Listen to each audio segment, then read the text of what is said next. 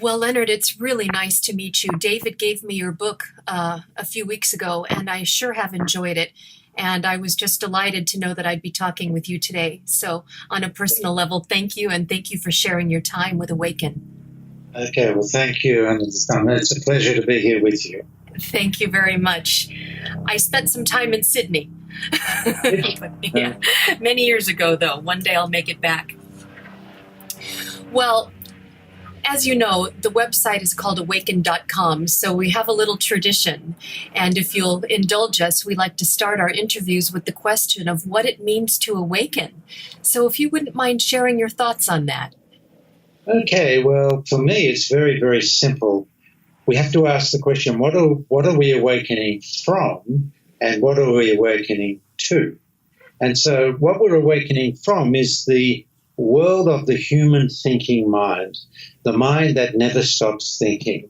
And whenever we think, we take ourselves into this world of the mind, and it's really a world of the remembered past and the imagined future. Sometimes I call it the world of the mind. Sometimes I call it your story. Everything outside of this moment is your story. It's based in the past or imagining into the future. So sometimes I call it your dream. It's a world of illusion because it's made up of a memory, imagining, concepts, ideas, beliefs. And it's also a world of separation because we've actually separated ourselves from the truth of life and the truth of who we are, the truth of love, the truth of God. So it's a very limited level of consciousness when we're functioning within the world of the mind, and we're actually governed by the ego. It's almost like the ego is the custodian in that world of the mind, within the story, within the dream. And it has a very specific, clear role that it plays within that limited level of consciousness. When we're in the mind, that past that I'm speaking of goes all the way back to childhood. In fact, it goes way beyond that. It goes into past lives, but we don't need to concern ourselves with that for now. But it goes all the way back to childhood. So when you're living in the mind, you're living within with all those limiting beliefs that formed within the mind when you were a child. For example, limiting beliefs like, I'm all alone, there's no one here for me, I'm not good enough, I can't do it, there must be something wrong with me, I'm not loved. All of those sorts of limiting beliefs that affect our experience of life and affect our experience of ourselves. We also live with all the repressed emotions that have accumulated within us since childhood, and they're still with us. And these repressed emotions play havoc with our lives. So that's what we're awakening from, a world of illusion and separation, filled with all the limiting beliefs and repressed feelings and false concepts and beliefs. What do we awaken to? We awaken into the world of now, revealed through the present moment. And as we awaken into the world of now, into the present moment, we begin to experience ourselves in a completely different way. It's almost like we're experiencing a new dimension of ourselves, a new dimension of life, and our experience of life is dramatically changed. So that's what I mean by awakening into the world of now, and then we'll experience the truth at many, many levels. You know, it's an interesting thing. You were saying how we are either sort of swinging like a pendulum into the past, otherwise into the fantasies of the future. But this is something that I've thought about before. I know too much thinking is exactly the problem, right? But even when we are present, it seems like the mind is still in its fantasies because we're busy judging, and we're only judging what we see, which is part of the story. So we're sabotaged even when we are here. Is that the work of the mind as well? Yeah, what's happening is you're not really present. You might think you're present, but you're at the level of presence where you're free of all of this. So you really need to be able to distinguish when you're truly present and awake in the present moment, and when you're in the mind, even if it's very subtle. We need to be able to distinguish those two dimensions so that we can never be mistaken again. And I have a very clear test, a very simple test, that distinguishes whether we're truly present or whether we're in the mind. It's very similar to that test that we did at school, you know, the litmus test. Yes. It turns blue or orange. Right. Tells you whether it's acid or alkaline. Well, it's kind of as simple and as clear and as non-negotiable as that test. So the test of presence is very simple. It is the test of silence. If you're truly present in this moment, your mind is silent, which means there are no thoughts. You're not trying to stop thoughts, but you're so present that thoughts stop all by themselves because you're present. You see, thoughts are always past future. There's no possibility of thinking from within the present moment. It's impossible. You have to leave the present moment to think about it. So all our thoughts take us into the past or future. So that's the real test. How do you know if you're truly present? It means you're so utterly present with what is here. You feel that like you're really here and nowhere else, and your mind is silent. Even if it's just for 10 seconds, that's actually okay, because slowly, the space between the thoughts will get wider and wider and wider. The gap. And a huge gap is possible until you wake up one morning and you find your mind is essentially silent, and you're essentially present. Now, you can still think. Of course you can still think. But now you're thinking consciously. It's not that stream of uninvited, unconscious thoughts that just continually keeps arising for pretty much everyone. This is a great subtlety, because I've heard it said that you cannot stop thoughts, that the mind just generates thoughts.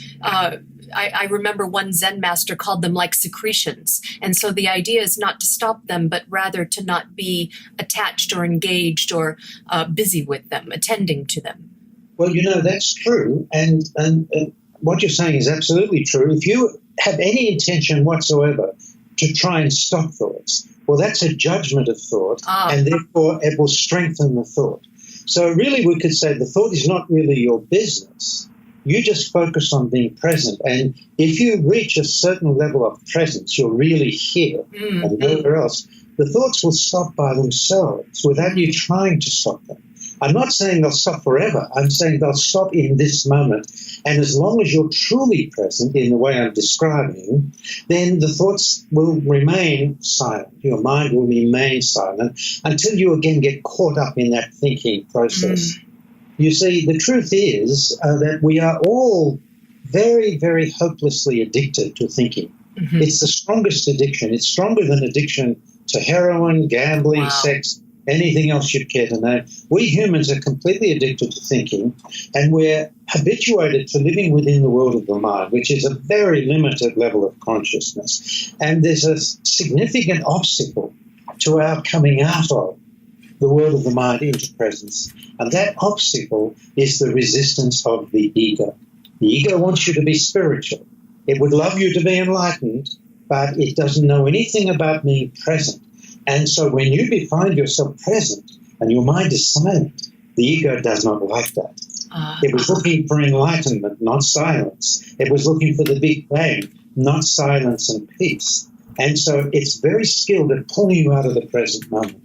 So in order for us to remain fundamentally present, we have a certain process to go through, which I describe in my teaching as step 2 of the 2-step path of Awaken. I'm going to be asking you about those 2 steps, but I love what you said, that the thoughts are none of our business. I love that. Right, but we have to notice them when they're arising. Yeah. But don't get involved. Don't try and stop them. Don't believe it. You mentioned the E word. The which word? Sound just clicked off. Oh, David, you want to be on video? I'm sorry, this was the sound thing. You mentioned the E word, enlightenment. So is there such a thing as enlightenment, the big enlightenment, or is it a step-by-step, moment-to-moment kind of affair? The problem is when you read about people's enlightenment, people who describe what it's like to be enlightened, what they're really talking about is enlightenment experiences. I've had very profound enlightenment experiences, probably as much as anyone you'd ever read about, ever, in terms of experiences. But all experiences pass. And what doesn't pass is the one experiencing. So who is experiencing the enlightenment? I am.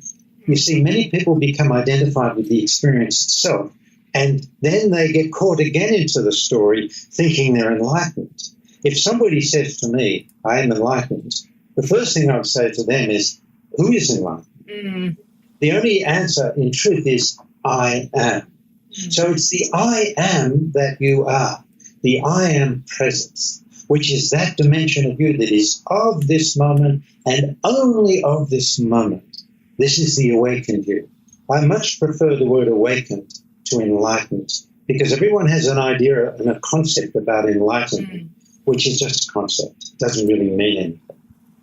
So if I were to give you a definition of enlightenment or awakening, I'd say you are now so fundamentally established in presence that you no longer get caught or lost in your story. You might still have a story, you still play in the world of time, but you never get lost there anymore. You know where the truth is. It is you, fully present in this moment, present with what is here. Now you're opening into the mystery. You're opening into the oneness. At the deeper levels of presence, that's where it becomes very, very interesting and engaging, because at the deeper levels of presence, the illusion of separation that we live within the mind, it dissolves, and now you open into oneness. And at the deepest levels of presence, you literally can experience the living presence of God in all things present. In other words, God as omnipresence, which simply means God as the silent presence in all things present.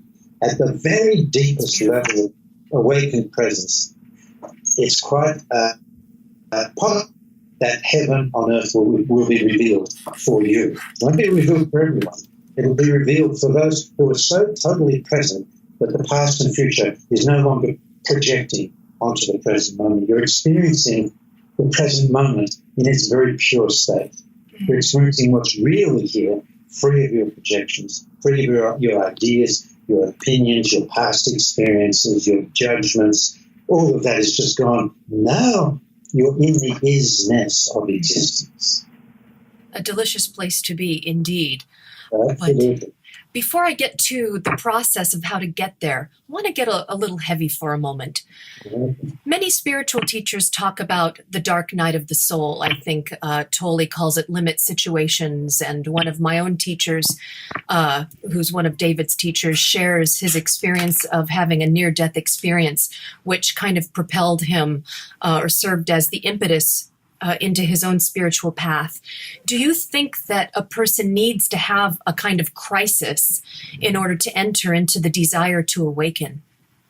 Well, I'll tell you how it works from my perspective, which is, we're almost everyone on this planet, almost the whole of humanity, is living almost exclusively within the story, within the dream, within the world of the mind. Let's call it a story for now. Okay. Now, who wants to wake up out of a happy story? The answer is no one. Very few people will be motivated to wake up out of a happy story. But if our story becomes more and more full of suffering, maybe we'll get to a point where we spontaneously awaken out of that story full of suffering. I'll give you two examples of who went through that. Number one, Eckhart Tolle. He describes it very clearly that he was so down, so depressed. His story was so painful. He was just sitting on a bench somewhere, and suddenly he awakened out of his story. It can happen quite spontaneously like that. The story becomes so difficult, so full of pain and suffering, that we just have a spontaneous awakening out of it. Another example is Buddha. Buddha tried everything. Followed every path, every tradition, everything. He finally realized he can't do it, he can't get there. So he gave up. He literally gave up. And in that giving up, of course, it opened up. A surrender. Now, yeah, it's a surrender in a way. I give up, I surrender, I can't do this. And it's in that moment of relaxation that the truth was revealed for him.